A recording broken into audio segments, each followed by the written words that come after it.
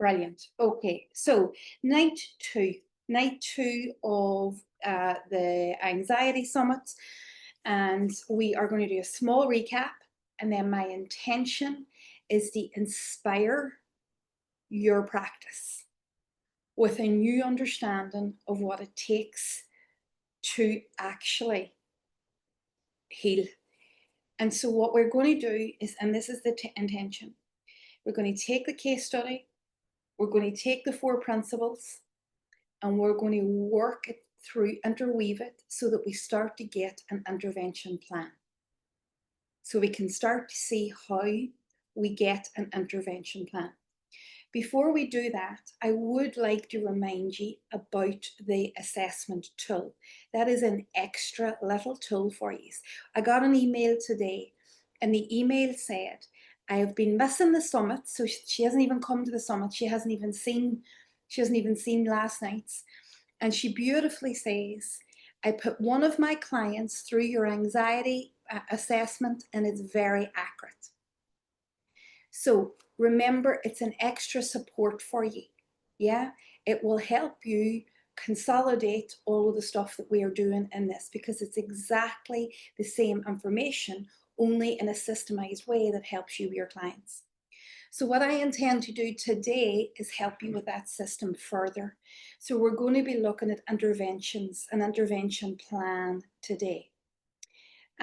We'll sort that out for you, Fiona. We'll drop the link in here, maybe, Leona. We'll drop the link in the chat box when we're finished, so everybody can get the link, because some people couldn't find it. So all of that to say, my heartfelt intention is to inspire you, to give you a framework. So we have these 4 principles, but how do they come together, and how do we weave them into our case study, and how does that help us build a treatment plan? Everybody happy enough? And then how do we look at the interventions? How do we look at the interventions that we have to stack? And we're going to look at one of the interventions, I think. Yeah, Gemma's here. Gemma was asking about last night, which was the symptom interventions. So how do you do that? So we're going to look at that in great detail, which is a huge intervention, and we're going to talk about that. So that is my intention. My intention is that it inspires you, that it helps you think about your clients in a different way. It gives you a systematized way to think about what you need to do first with your clients and in what order. And when you understand that, then we can start to build on the interventions that we need, therefore creating this lovely system that I've promised you, which is why you're here, that you can then have, and then you can understand, basically so that it alleviates you. So you're not doing the heavy lifting, so you're not doing the hard work. So that's what we're about to do tonight. Hi, Singai, nice to see you, darling. Good to see you, dudes. Okay, so let's begin. Recap. 4 principles in no particular order as they come to my mind. The capacity for symptomatology. Everybody okay with that? Tick. The capacity for root cause. Everybody all right with that? Tick. The capacity for interoception, my favorite word. Tick. And then stage of process. So if we've got those 4 principles down, I'm going to remind you of your case study. What we're going to do is move the case study through the 4 principles, and therefore get a relook at what is our first intervention. So the case study is a 35-year-old woman who's a successful CEO. So type A personality, very driven, has had a difficult childhood, but there's nothing to see in that difficult childhood, because we've done all the forgiveness therapy. And we've talked about it incessantly, and we know what happens, and so what's the point in going back over it again? So we just want to move forward. We just want to go forward. Type A type personality, don't want to be messing around in any of the old stuff. Forward, get rid of my anxiety, job done. Presenting with anxiety and panic. Afraid of public speaking, afraid of board meetings, afraid of criticism, and afraid of wrongness. So the fear and anxiety shows around multiple people, places, and things, around people in the boardroom, public speaking, and she cannot escape this because it's part of her role. And so it is so bad It is so difficult. The symptomatology is so difficult. She is considering giving up her long fought career. How many of you have had those clients in your lifetime? We know them, right? Maybe we are them, right? We know what this looks like. Exhausted, burnt out, striving, burnt out, pushing, you know, in some sort of functional freeze at times because they just don't know what to do with their symptomatology. So we want to now weave these 4 principles through the understanding of this client's presentation. So what do we understand if we think about how the client is presenting? So you remember your triangle, the presentation. How is the client presenting? What stage of process would you say she's presenting at? Is she in people, places, and things? Is she pointing outward? Is she externalizing? Is she saying, this is the problem, and if I didn't have this problem, I wouldn't have this problem? How close is she to her internal world? So is she what stage of process would you give her? Throw it in the chat for me. And Singai and Shelley and Zoe, use your cheaters, so you aren't allowed to answer. I'm only joking, these are allowed to answer. Yeah, 3, stage 3, external. She's an externalizer. She's at the cusp of something, but she's petrified. 3, brilliant, Carmen. You didn't cheat. Brilliant, Carmen. That is brilliant. Yeah, fantastic. Great. She is in a stage 3 processor. That tells us so much. She's outwardly focused. The solutions is outwardly focused. She's going to absolutely crucify you, put you under pressure, make you work hard to take these issues that she's got away. Work hard at strategizing. She's going to want the system. She's going to want to understand what's happening. She's going to want to understand the techniques, the procedures that she has to do. She's going to want to understand her breathing, and she's going to push you hard to make sure that she gets rid of these things that are threatening her job. Everybody happy? Okay, so that tells us her stage of process. Okay. If we assess, therefore, through the 4 principles, her capacity for root cause, what is the indicator that she's not ready for root cause, despite her low stage of process? What else gives us an indication that she has no capacity for root cause here, and she has no intention of going near it? Let me know in the chat. She wants to give up the job. Brilliant, brilliant, Gemma. She forgot about the childhood. Nothing to see there. All signs. Apps. Doesn't want to discuss the past, Lammy. Absolutely. These are all no capacity for root cause. No capacity for deeper work.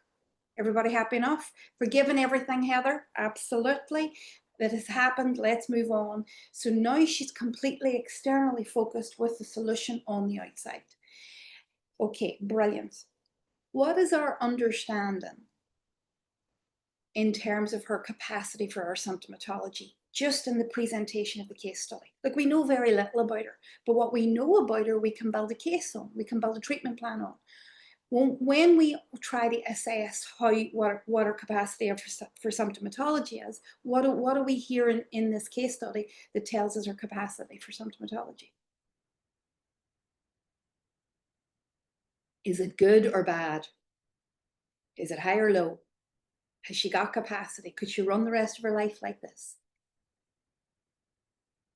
What tells you she has a symptomatology problem?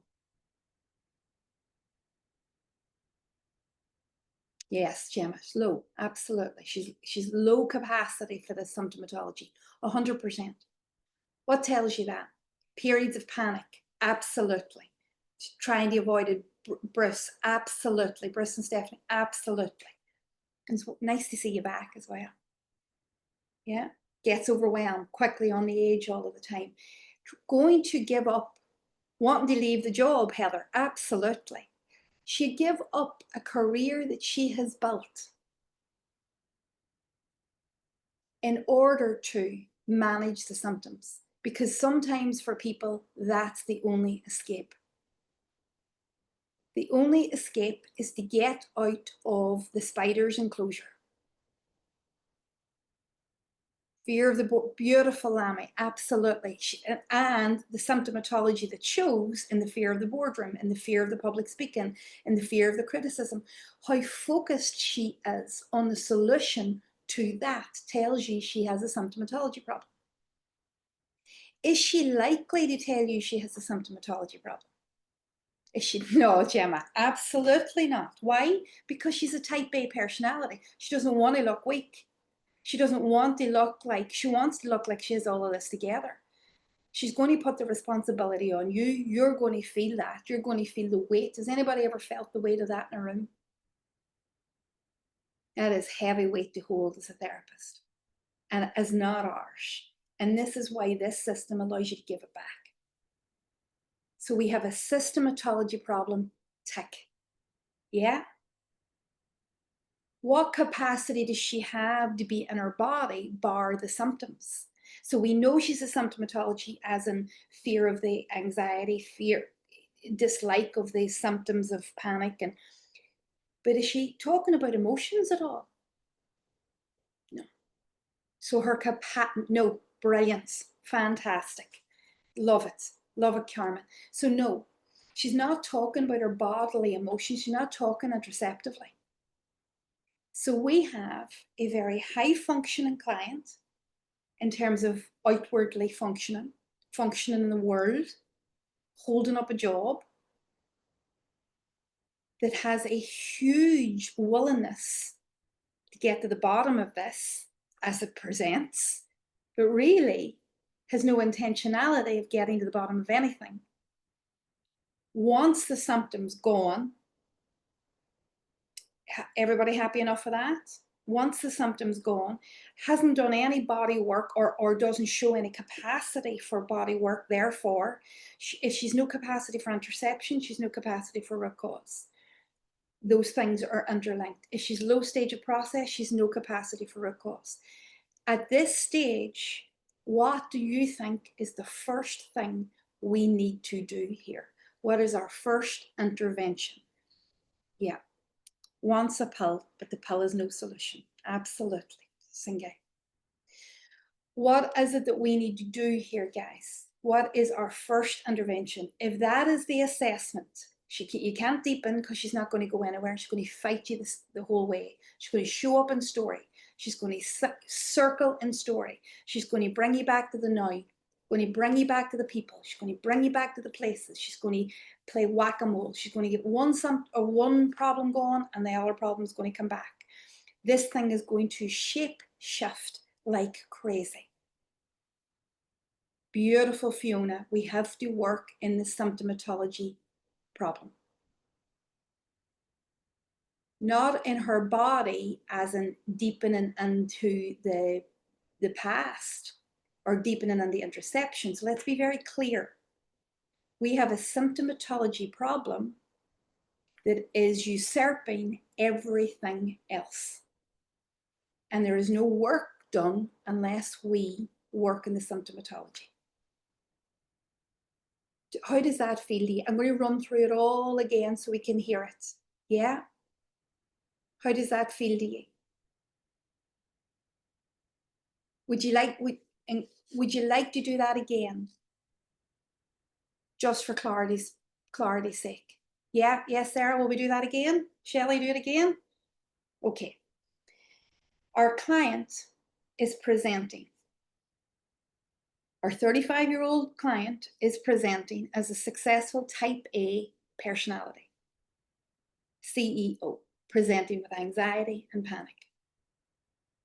She is afraid of public speaking. She's afraid of board meetings. She's afraid of criticism. She's afraid of wrongness. This is where her anxiety and panic come from. These are her triggers. These are her stories. These are her narratives. These are her people. These are her places. These are her things that she brings to therapy on an ongoing basis. She's action orientated.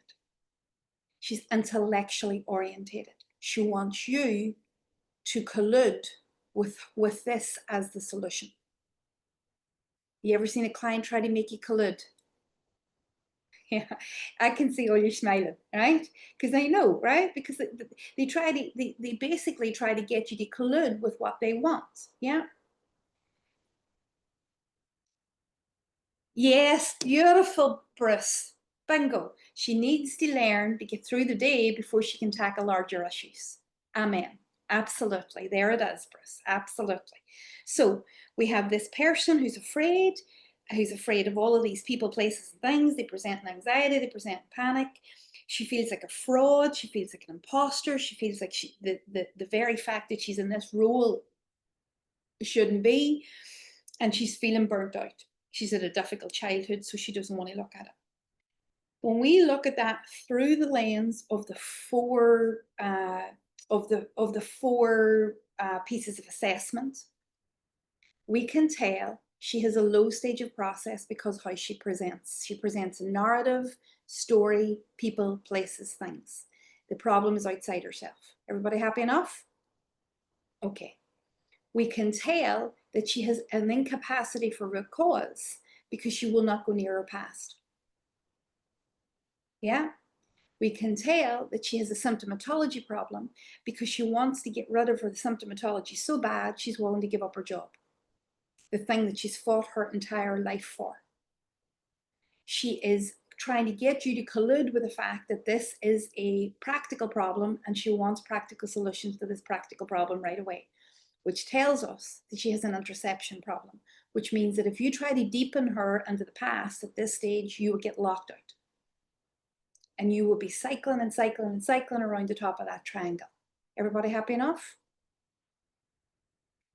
So that tells us that our first intervention, the easiest, quickest intervention that we have here to work with is getting a relief on her symptomatology. Because when we work with symptomatology for this client, creating capacity for symptomatology, and it's just not just relief in the regulation of it, but allowing us to teach us what it needs to teach us, because there is so much wisdom in this dysregulation. Does everybody know what I mean by that? The wisdom that her body is giving her, she can't hear because she doesn't have the capacity to be there. So we need to build a better relationship with her body and the symptomatology so we can garner its wisdom and begin to control it, to help her through the day, take away the pressure of the job, take away the pressure of having to make a decision about a job, take away the pressure of every day so that we give her capacity to then go do deeper work. How does that feel to you as an intervention plan? Does that fit? How does your body feel about that? Let me know in the chat. Does your body feel good about that? It's a compass. Absolutely. Yeah, absolutely. Now, there's some clients, before we get into the details of what that looks like, right? Because I want to show you what that looks like. There are some clients that'll come that won't have a symptomatology problem, guys.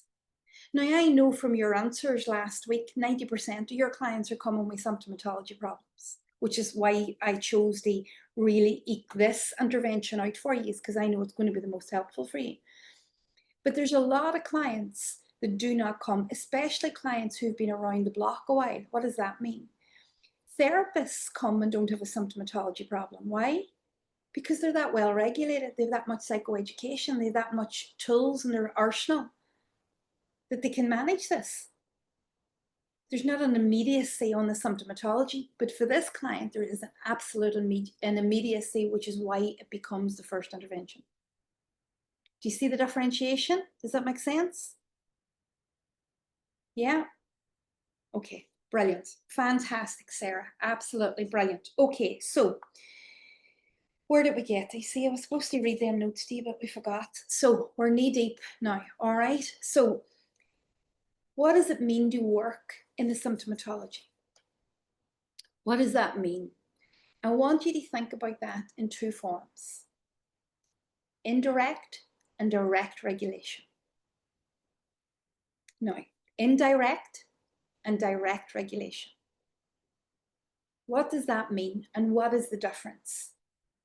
And this is where you all get to pat yourselves in the back and say, I am brilliant at this, genuinely, right? And you're probably better than me at this, right? Because I am not technically trained in indirect regulations. So what is indirect regulation? Indirect regulation is where we work with the autonomic nervous system to regulate it. Yeah, so we work with the autonomic nervous system to regulate it, but we don't work directly with the threat. Does that make sense? Sarah, you just nodded. Does that make sense? I'm not going to move off this until we get it because it's so important. Indirect regulation. Hiya, Sonia. You're very welcome. Indirect regulation is where we work with the autonomic nervous system to regulate it, but we don't work with the threat that's creating the dysregulation. Does everybody see why I call that indirect? Because you're not directly working with the thing that is creating the dysregulation. You're indirectly working. You're working on the nervous system. You're working at regulating that nervous system. You're working at bringing it back into rest and digest. You're doing all of the techniques that you've got in your arsenal, all of the breath work, all of the grounding work, all of that. You're brilliant at that. I don't need you to teach you suck eggs. You know how to do that really, really, really well, right? So all of those indirect regulation techniques that you were taught, the VU sound, the dorsal vagal toning, the humming, the mindfulness, all of those regulation techniques work on the nervous system to bring it into a state of regulation, but don't directly work on the reason that it's threatened.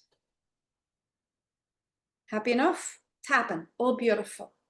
Beautiful stuff, Anne. All of that, anything that creates indirect regulation.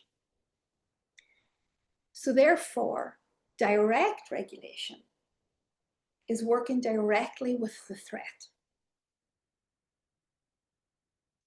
Looking at what creates the dysregulation in symptomatology. What is creating this dysregulation? And if I told you, especially for clients that have a long history of anxiety, it's very seldom that it's actually the root cause at play here. And I'm going to show you what I mean, right? So when we talk about direct regulation, I'm going to spend most of my evening tonight talking to you about direct regulation and teaching you what direct regulation looks like. I'm going to show you a visual representation of what direct regulation looks like so you really get it.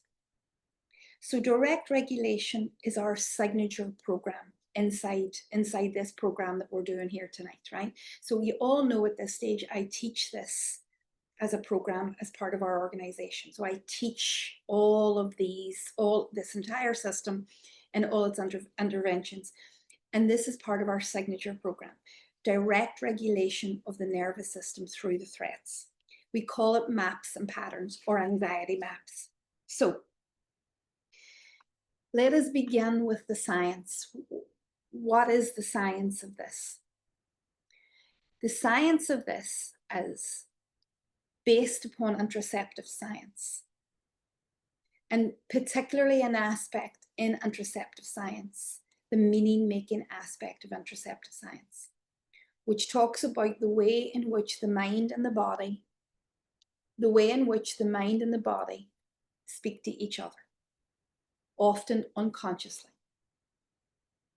So the mind and the body have this relationship, and that's based upon the science of interoception. The mind and the body have a relationship that speak to each other and are particularly attuned to the physiology of anxiety. particularly attuned to the physiology, the experience, the interoceptive experience of anxiety. The mind does not like it. And it makes up all sorts of stories and all sorts of meaning. Now, this is what I love about this. The meaning that has been made is often part of the child's consciousness, especially if there's a thread of anxiety in the client back to childhood, especially if there's a thread of hypoarousal back to childhood. These meanings are often unconscious, buried in the body, have the consciousness of a child, the energy, conscious energy of the child, and the vocabulary of the child, woven into how that mind and body speak to each other. And because of that factor, it creates its own threat system on the physical symptoms itself, away from what is triggering. Does that make sense to you? You get that? That's the most, I'm going to run through that 100 times, right? That's the most important part. The science of interoception tells us that the way that the mind speaks to the body is it's to give meaning to what's happening in the body. When there's the child in us, the young person in us, the teenager in us, wherever these experiences are coming from, that is usually not co-regulated, usually not heard, usually not validated, usually not seen, usually not experienced, then we build up this relationship with our symptoms of anxiety over years and years and years of patterning, repetitive patterning, building these long-term potentiation patterns, hardwiring them into our neural pathways and locking them into our unconscious and not even aware. Now, what does that mean? It means that whenever we have a symptom of hyperarousal, the mind adds meaning to that unconsciously, and before you know it, the whole system's on fire. And that is why people end up in panic when there's nothing to panic about.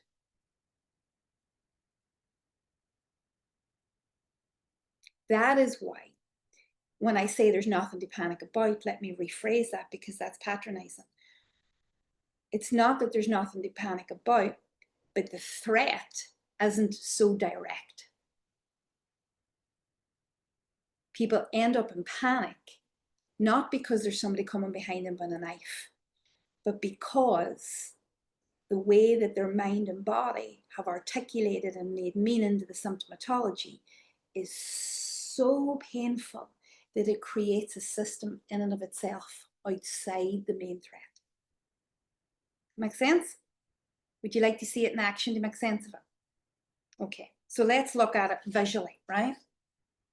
Throw questions in for me if you have any questions. And I'll pull it up. What the hell is that? Okay, here we are. Oh, you're going to hit me for this because it's tiny, tiny writing. Okay.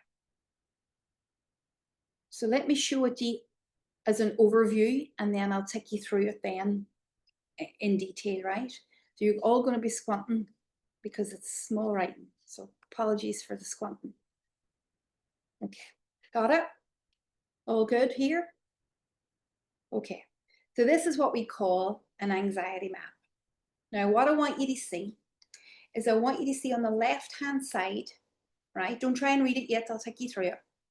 On the left-hand side, I want you to see the symptoms. Can everybody see the symptoms? That's throat. Supposed to say throat anyway. Sorry, my mad writing, Leona. Stomach sinking, heart pounding, wishing, panic, shutdown. Everybody see that that's hypoarousal in action? Everybody see that? Can I get a nod or a yes or a Bruce, how we doing? All right? All good. Yeah, all good. Okay, so everybody can see that that's the physical symptoms. Can everybody see that those physical symptoms are that in that client's order? Yeah. That's the order that this client has put them in because that's the order they feel them in. Yeah. Does that make sense, Steve? So it doesn't matter what you think the scientific version of this is. This is what the client phenomenologically feels. Yeah. So what we've got on the left-hand side, therefore, is the physical symptoms, and what we've got on the right-hand side, as I'm looking at them, is the meanings. Can you see the meaning? Can you see the meaning? Everybody see, it's starting, I won't be able to, ... Yeah? Not again, this is hopeless, I've no control. Everybody got it? Okay. What we know is that these meanings throw petrol on an already dysregulated autonomic nervous system. You might as well throw petrol on and light a match. Does that make sense? Leona, did you just go back and change that spelling there now while I'm on it? No, it's just the wee fairies. No, I think you changed that spelling. The wee admin fairies. Did you see that? Yeah, I couldn't sit and watch it. I'm sorry, guys. All right, okay. So can we just let everybody in on a wee secret? I have really bad dyslexia. I cannot spell for love nor money, right? Useless, right? So I will do these things and then the fairy that is Leona will come behind me, say nothing and clean it all up. And then you get to look at lovely things, but those lovely things are only made by her, not by me, right? And if you decide to come and join me in training, you have to put up with really bad writing and really bad whiteboards, isn't that right, Shelley? And really bad descriptions. So this is part of what you get. This is part of my honesty. For years and years, that would have struck terror into my heart, but not anymore. I could have sat comfortably with the misspelling of that there, but Leona wouldn't let me. Thank you, Leona, my love. Sorry, did I rescue? I didn't mean to rescue. No, you're all right. You can rescue me all you it want. It was my own OCD, just couldn't do it. You're all right. You're all right. So here we have the throat, not the threat, but the throat. Very well spotted, Leona. Thank you for saving me. So we have the throat. We have the meaning. And now we have an activated nervous system that's more activated than it was by just the original seeing of something that was dysregulating for them. It's starting, I won't be able to. For a type A personality, this is very difficult. They see this throat as a threat. They see the minute that this throat gets tight, they're not going to be able to perform. They cannot not perform. And so what happens is the amygdala starts to become aware of more fear. Now the limbic system is gearing up, guys, now with the science. And because there's more fear in the system, the next symptom starts, and it's a stomach sinking. Now we know the science of this. Look, we could put the science to all of this. This is the digestive system moving. This is the heart putting more oxygen around the body so we can get ready to move. We know the science of this. But I want you to watch the meaning of this, how it's not correlated to any of the science. We know the science of the stomach and hypoarousal. But look at the meaning, guys. Can you see the meaning? Not again. This is hopeless. I have no control.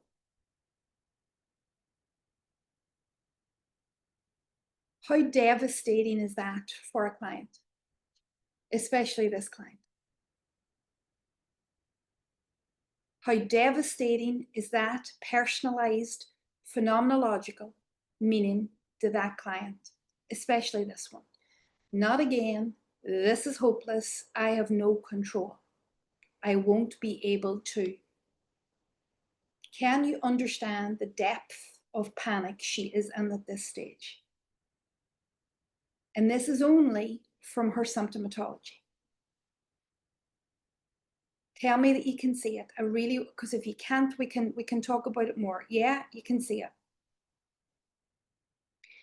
That, you can't see it, Sarah. No?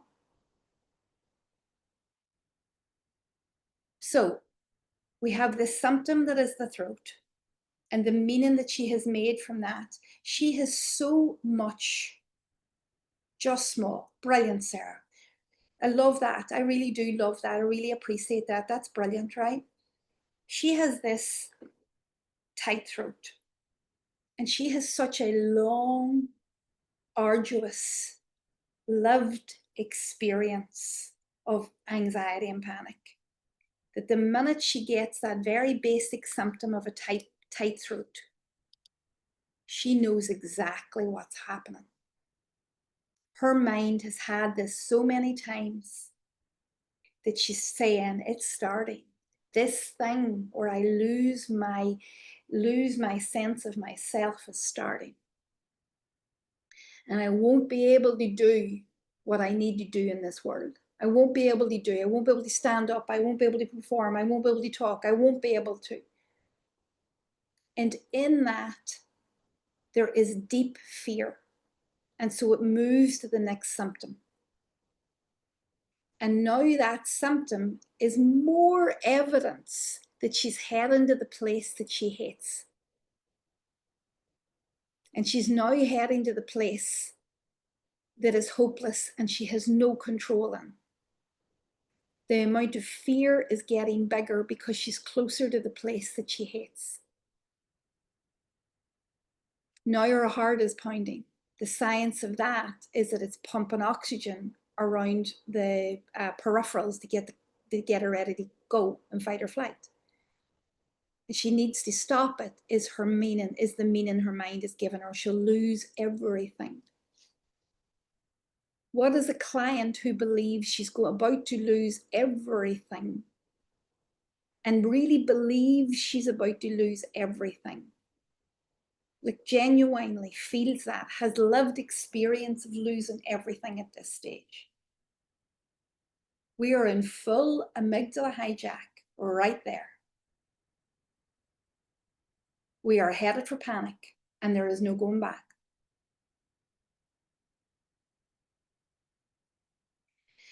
Now this is where, right? This is where. Is that better there? Sarah, well, you were just saying you can't see it. Is that what you were saying, Sarah? Sorry, Jordan, I thought you were, there we go. Is that better? Okay, better. So the throat, it's starting, I won't be able to. Stomach sinking, not again, this is hopeless, no control, heart pounding. Do you see the build? Do you see where the threat is? The threat's here. The threat is in the meaning that she has attached to this throat. The threat is in the meaning that she's attached to the stomach. The threat is here. This is why this is building. It's not because the threat is here. The actual threat that she's really afraid of is right at her. That has passed. The boss came in and walked away. But her body is still flooded with anxiety because of this relationship that she has. And this relationship has been built up over years and lies dormant. When I mean it lies dormant the awareness. It's unconscious. And it's built up over time. Does that make sense to you? And it's a very difficult relationship. Now, here's why psychoeducation won't fix this. If I say to this client, that stomach sinking feeling, add your psychoeducation, is just the nervous system emptying the digestive system, or the nervous system signaling to the digestive system to get rid of its waste so that it can have more energy, right? What does that do to this? What does that do to your meaning? Nothing. Nothing. Absolutely nothing. What will she do? This client might challenge you on it because that might be her personality. But what about the client that fawns and pleases? They'll take your word for it. They'll say, yeah, I get it. Okay, yeah, of course. Yeah, that makes sense. Nothing will change.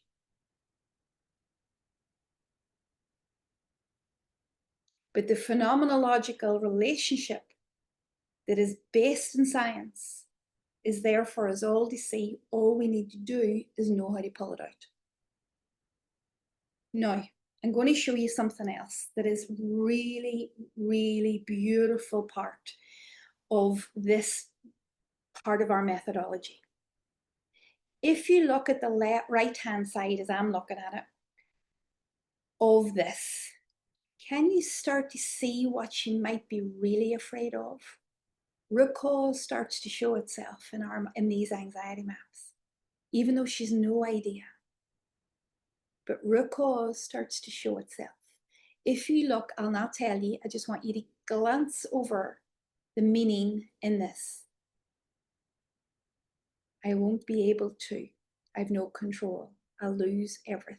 I've lost it now. I'm alone and there's no one here.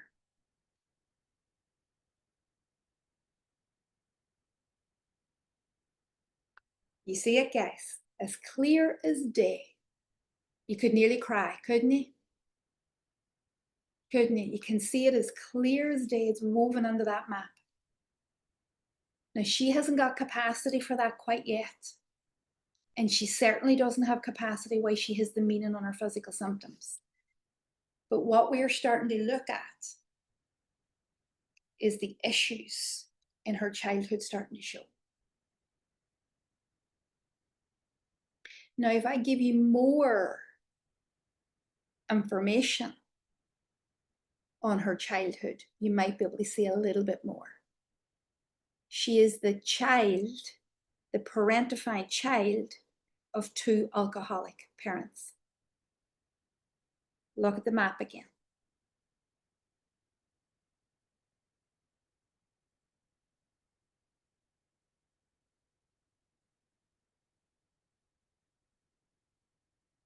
You see it?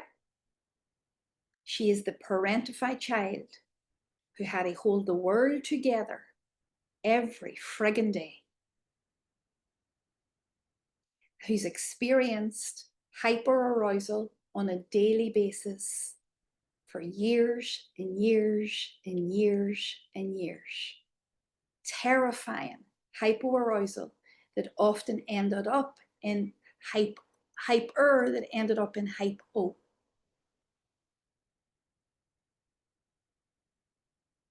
Can we see her root cause? Tell me what you see.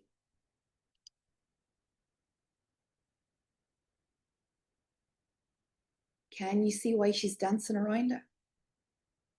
Can you see why she's no capacity? Absolutely, Carmen. Abandonment, emotional neglect, and neglect. Severe, trying to be in severe control to hold the world together so that she didn't plummet and to panic and hypoarousal. Hypo, not hyper, hypo. And the disassociation because it was the only place. Responsible for all of her siblings. She had to maintain control or she wasn't only going to go, they were all gone. Everybody see it. This is the power of knowing where to go first. Because what we've just done there is we have looked at her relationship with her body symptoms of hyperarousal. And in that relationship, we can tell the foundations of this threat. We not only have a list of the meanings that we have to challenge and change, because this all has to be upgraded, this all has to be worked through. but it's pointing us towards where the work is. We're not going to go to that work yet. We're just going to wrap that up in a beautiful bow and sit it over there, because she's not ready there. Is everybody okay with that? As a compartmentalizing the practicalities of treatment plan. Just because you see it doesn't mean you touch it. All that you're doing is opening up the awareness. Remember, we talked about how do you have the capacity for root cause? Two things: the awareness for root cause and the embodiment for root cause, which means that you have the capacity to re-experience it so you can reconsolidate it. She does not yet have the capacity for embodiment. So we have to put that aside. This is just for our awareness and maybe some seeding for her awareness. Tell me what you think.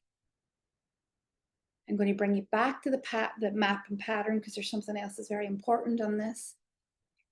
But I want you to tell me what you think about being able to work in a way that basically lights up where you're going, even though you're not going there yet, but sets the stage and the foundations for the work that needs done and begins the awareness of where she needs to go.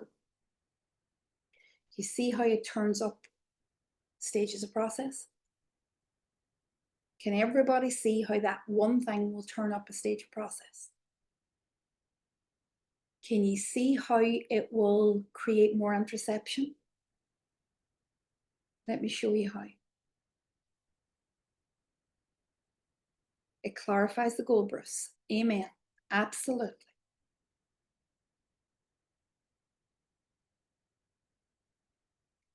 Do you see how it builds interoception? How did I know throat? How do I know stomach sinking? How do I know heart pounding? How do I know whooshing? How do I know panic? How do I know shutdown? In that order. How? Through her. She's had to give me that detail. She's had to have interoceptive awareness. She's had to go on the awareness. She's had to point it out in her body, and she's had to articulate that to me. We have had to build her capacity for interoception to get this far. That makes sense to you? This isn't something that happens overnight. It's not for this client particularly, because we have already identified that her interoceptive facets are really low. So we have one intervention, if you like, the anxiety mapping, that blends interoception capacities, blends the idea of stages of process, blends the awareness of root cause together, but you're not focused on root cause at all, therefore keeping the client within their capacities and building their capacities for interoception. Does that make sense to you? So maps are done in two ways. The first thing that you'll do to do any map is you'll just list the symptoms. You'll not do any meaning, you'll list the symptoms. You'll work interoceptively to list the symptoms. Then you'll switch your focus. And your focus will be metacognition. So the relationship between the symptoms. So now what have we done? We have built interoceptive capacity, we've increased stages of process, and we're now building real meaning. What else are we doing? At this level of detail, what else are we doing here?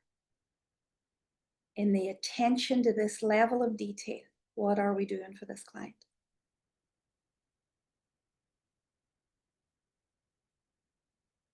That's signaling to their nervous system that they're okay. What are we doing at this level of attunement, of attachment, of intricacy? What are we doing? Anybody want? We're building safety. Yeah, What else are we doing?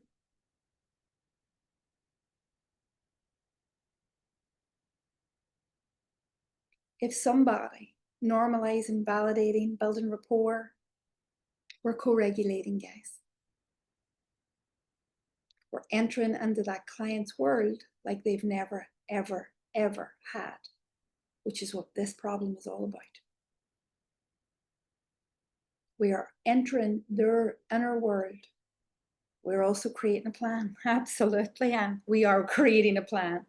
Yes. We are also reevaluating the autonomic meanings and of the symptoms and changing them and upgrading them from this child's consciousness. We're also doing that.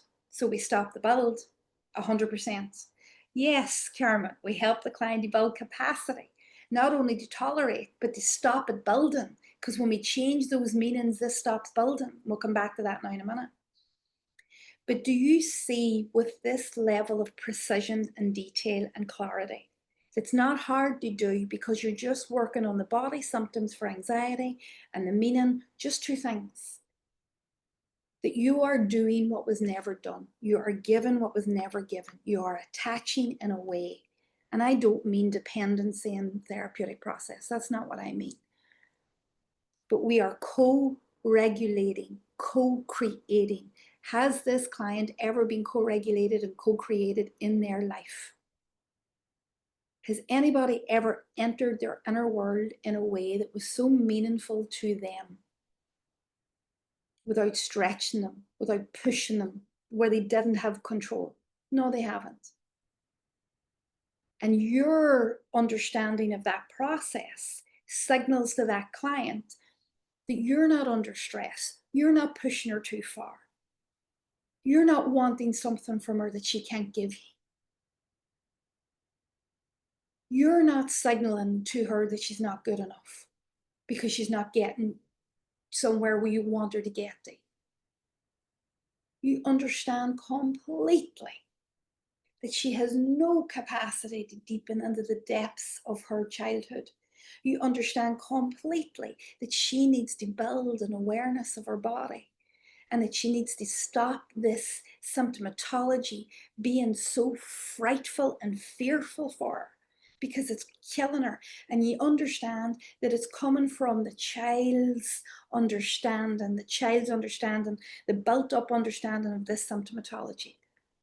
And you are reprogramming all of that in a way that is co-regulating and healing. Would you be surprised to know that many clients, after they get to this point, will say, thank you, I'm out, I've done enough work. When they do all of that change and they don't have the build and the symptoms. Can you see how effective that is as just a standalone treatment before you would go to root cause?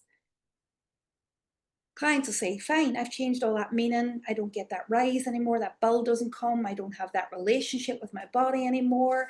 I understand. I'm fine. You know, I can take a hit. I can stand up and be anxious and public speak, but it doesn't go anywhere. It doesn't do anything. It just feels normal now to me. It feels like a rise. I get that there's a lot of root cause there, but I'm out. I'm fine. We've done enough work. Do you understand why a client would do that at this stage? Many of them do, because the relationship with their bodies has been so heavily painful that once they change the relationship with their body, it's so regulating to them. So now they've two types of regulation: direct regulation and indirect regulation. Yes, they've never known. I can talk about it from experience, and you can ask me anything you want. My relationship with my body was built on terror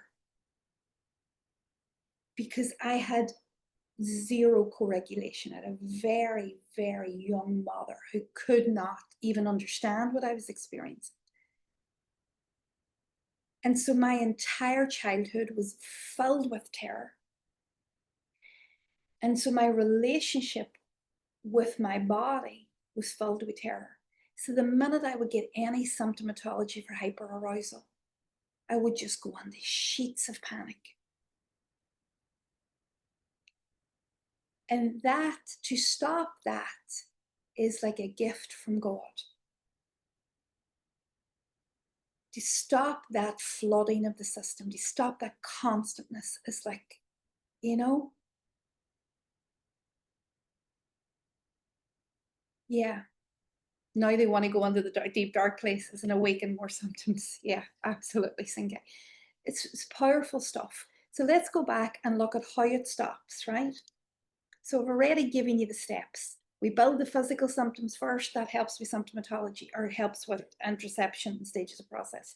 We build meaning. That builds metacognition. But we start to just reshape this, phenomenologically reshape it. Not, we may bring some psychoeducation and to reshape it, but we begin to work on the consciousness levels that this has been born at. Does everybody know what I mean by consciousness levels? The age that this meaning was born in.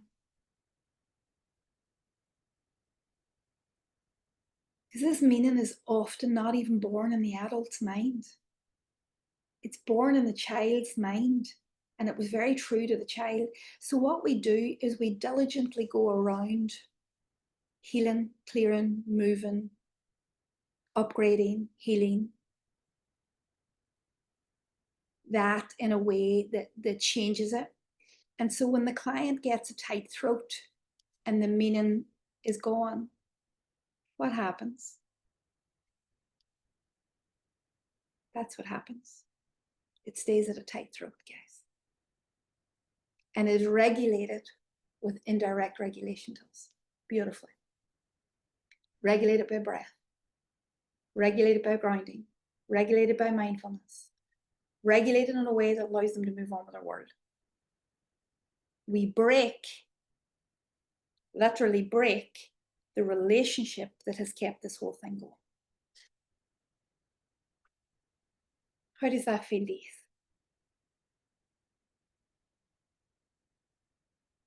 It's powerful stuff. Now, I'm going to show you a little clip of a video. I'm going to show you this in action.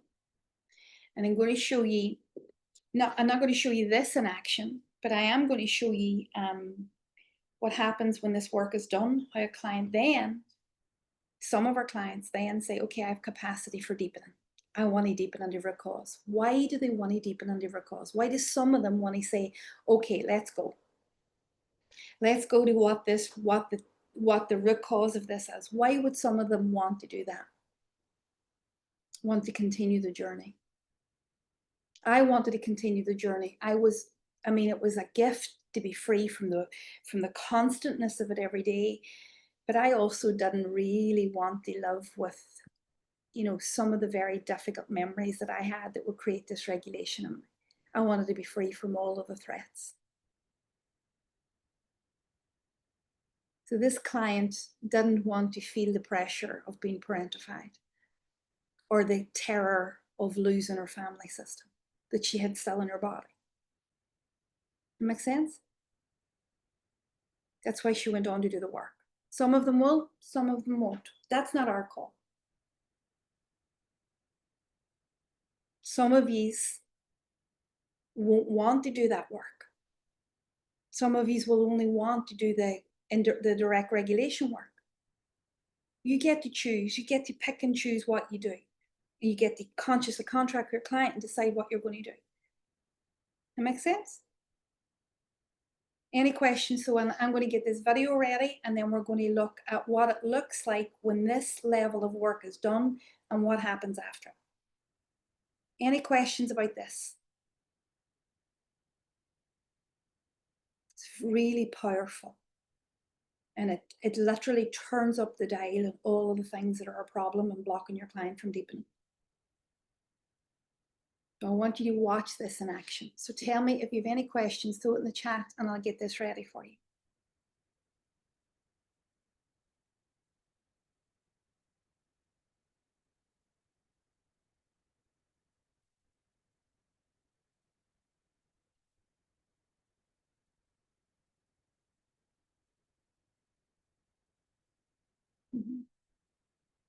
Oh, Bruce, that's a beautiful question. I love root cause work. I adore root cause work. It's painfully working, but it's beautiful. It is. It is the most gratifying and revelatory. It is. But we can only work with the level of capacity the client has. So if a client leaves, they're going to come back and do that work with you because they know you know and they know where they're going. And you know, a high percentage of them do go on to do it. And that's where all of the essence work is, Bruce. It's beautiful because what you start to see, which is what happened to me, I did all of that work and then I started to see what my role in this world was. You know, the seat of your soul, that what it is you're supposed to do in the world. And so when you do that beautiful root cause work, it does release the clients back to the wholeness of themselves. You know, it's like anybody that's in the training with me will be rolling their eyes. Yes, yes, Bruce. And after all of this time, I arrived back to myself to know myself for the first time. You know, and I come back to me only to know who I am and who I've ever supposed to be in this lifetime, free from that has held me back, that has puppeteered me. Yeah. You see, it's very deep, deep, deep, deep, deep work. But what you're doing is freeing the body and freeing the mind from the limbic energy of the pain that is locked in fundamentally. And what the nervous system is constantly telling, showing, pointing. You need to look at this, you need to look at this, you need to look at this, you need to look at this. Please heal this, please heal this, please heal this. Please. The system can't, because of everything that because of those 4 principles. System cannot do that. We have to find an ordered, systematized way to help the client do that. But it is releasing the child. I'll read Bruce's words: releasing the child as she was meant to be. Absolutely, it is that. And I want you to watch this now for me. Beautiful work. So this is Sadie again.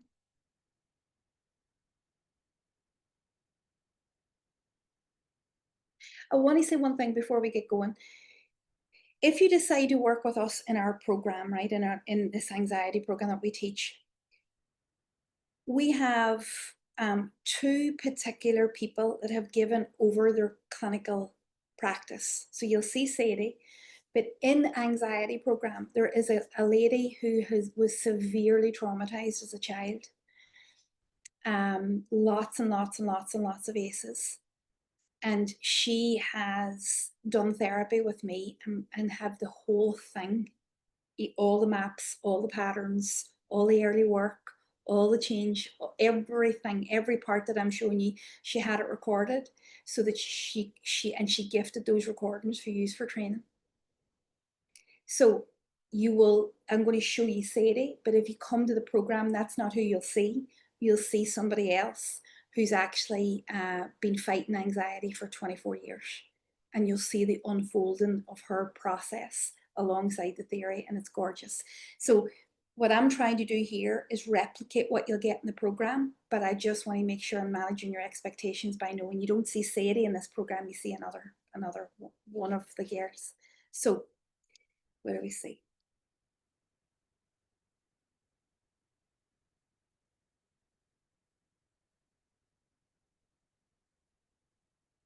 That we're working on, but it's lovely to celebrate everything alongside it and kind of give space and attention to that bit as well, because it's not all negative. That helps stabilize me. Yeah, I know what you're doing here, but what you're doing is so good. What you're saying as well. In this APP journey, you know, there is so much to be celebrated, so much to be learned.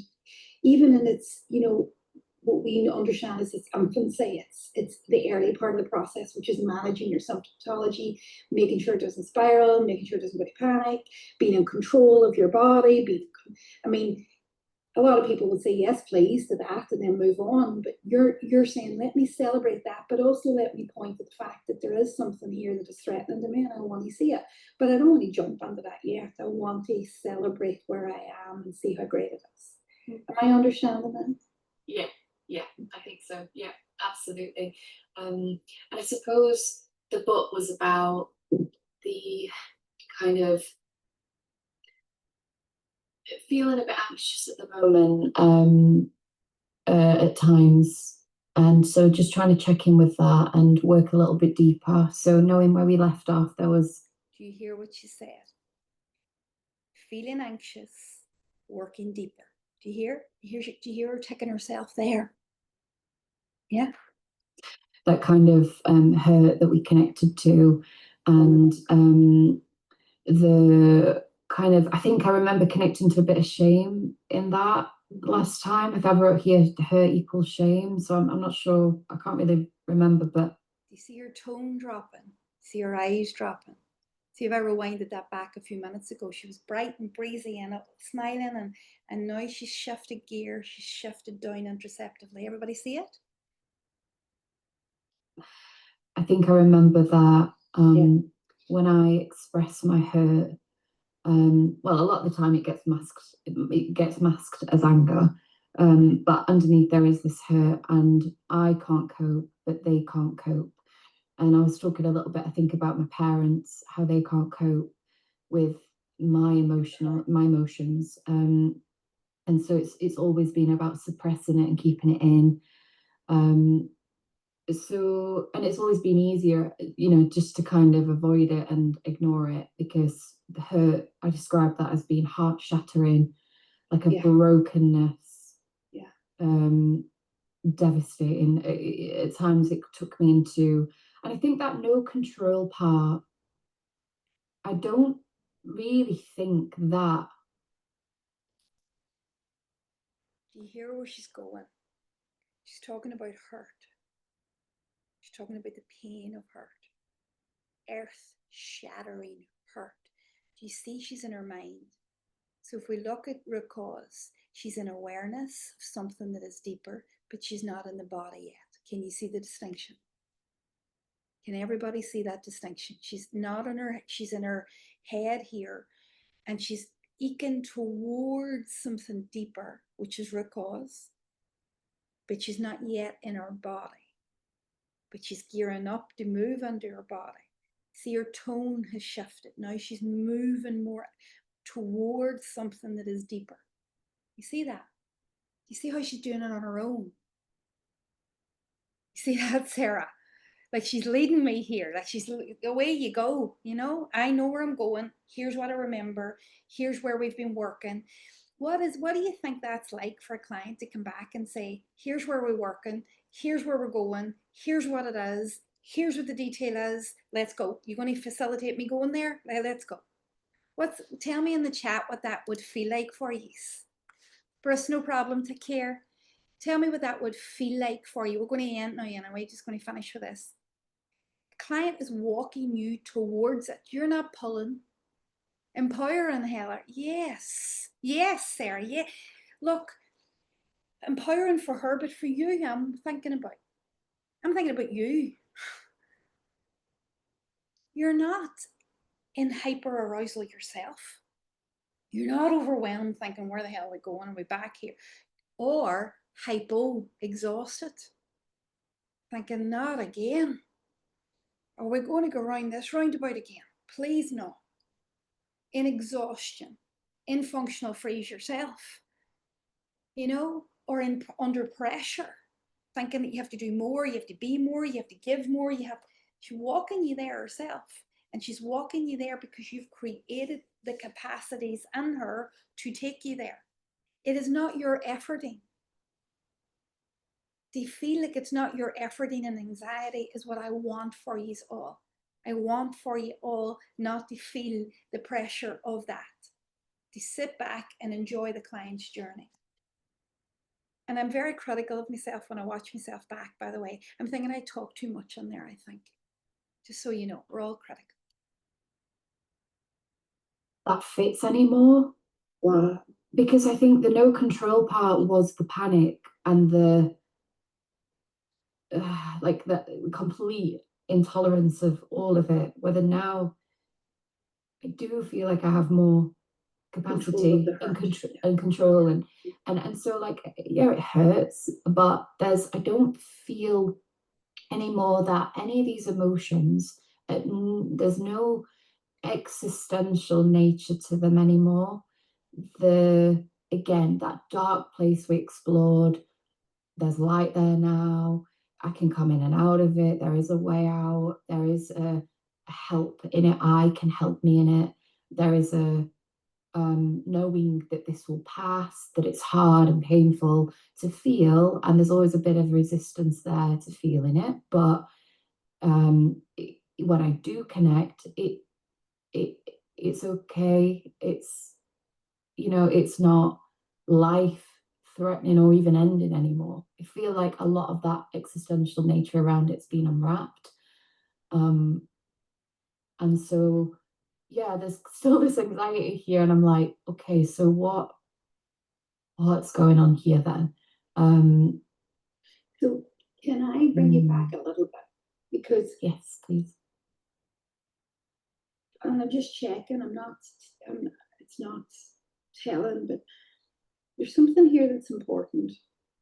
We got to hurt via disgust. Yeah. What was that, breath? I think it was just, I think I'm just feeling a little bit, I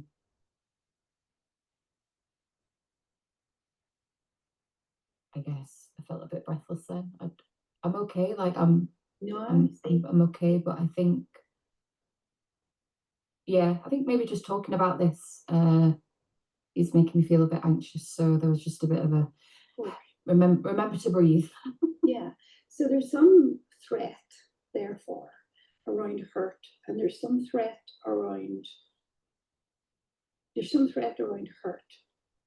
But yet logically you're saying, but I have more capacity and more control over my pain, my emotional pain, and I'm less scared. So I don't really understand what this threat is. If I've more capacity and control over pain, including hurt, then I don't understand what the threat is, but yet the threat is still there. We can't deny the threat, and the threat was born out of your breath there.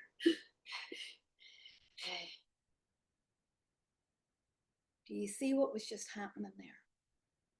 She's willing to explore and go deeper, but she doesn't quite yet know what she's exploring. And so where's this kind of, still, we call them shelves of awareness, in and out. I'm not afraid the way I was afraid, but I'm still afraid. Do you see it? And there's this gentle moving towards, we have this dance yet to do. Yes, Gemma, a dance. We're in a dance, but the dance is led by her. You see it? The dance is not led by me. I'm just keep showing her herself. There's a little tiny piece in that where I said about the threat. That's the knowledge of root cause. That's the theoretical knowledge of root cause that helps us as practitioners give the client a compass towards root cause. That I am going to explain in great detail tomorrow night. And do you see how in that little video that gave her directionality? And it brought her back under the threat instead of cycling around and around in her head. Did you see how that did that? That's the theoretical underpinning of root cause that I want to share with you tomorrow night. When you understand the theoretical principles that are that create threats, this whole thing will come together and you will see why it has to be done in a specific order. Is that fair? All right. Okay, and then we'll see what her threat is as it unfolds tomorrow night as well. All right, my dears, thank you so much. Thank you, Carmen. Thank you, Gemma. Thank you, Anne. Thank you, Singa. Thank you, everybody. I will see you for night 3, our final night tomorrow night. For anybody that has sent us emails, thank you so much. Leona has been working out answering you. Replays will be available for this on YouTube by tomorrow. And anybody that's asking questions about the course, I'll talk about the course tomorrow night and give you all of the details like that. No problem at all, Gemma. Take your time coming in. And when you come in, I'll be sure to recap for you. All right. Okay, all right, my dears. I will see you all soon. And I'll see you tomorrow night. Good evening, Lammy. Thank you very much. I intend to go away. I have a morning off and it'll be lovely. So I don't get started to mid-morning in the morning. So I'm going to go and enjoy my morning off, evening and morning. Good night, everybody. God bless. And I'll see you all tomorrow night. Take care. All the best. Bye. Bye.